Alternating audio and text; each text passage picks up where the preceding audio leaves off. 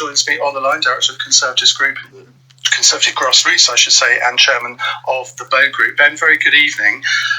Do you believe, like Boris Johnson, that there are some prisoners who just cannot be de-radicalised and that they are beyond rehabilitation?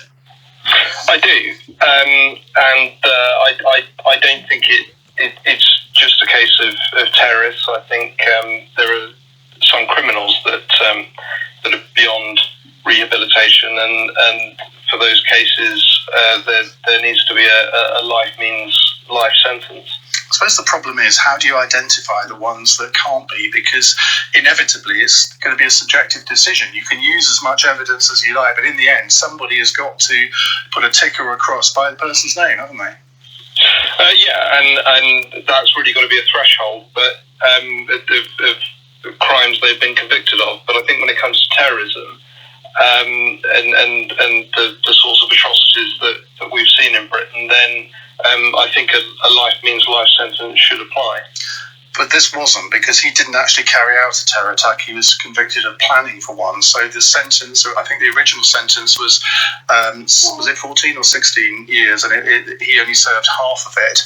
I mean, if somebody does carry out an attack, I can completely see the logic of life meaning life. But in this case, could you really sentence someone to life when they didn't actually carry out the attack? Well, I don't think you can differentiate between whether someone actually carries it out. If their intent is to carry out a terrorist attack and they are apprehended before they do, then I think the same sentence has to apply.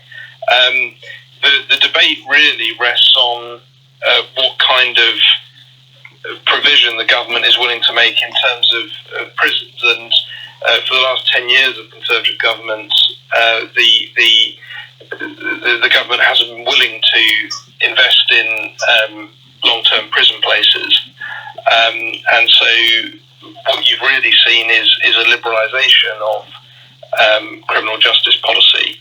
I think you can make the argument that David Gauke was the most liberal Justice Secretary in our history. So if the Conservatives really want to get tough on crime, then that has to be put forward in parallel to a spending policy on prisons that allow the prison places to exist to send people to prison for the long term if necessary. Okay, Ben, thank you. That's Ben Harris-Quinny, Chairman of the Bow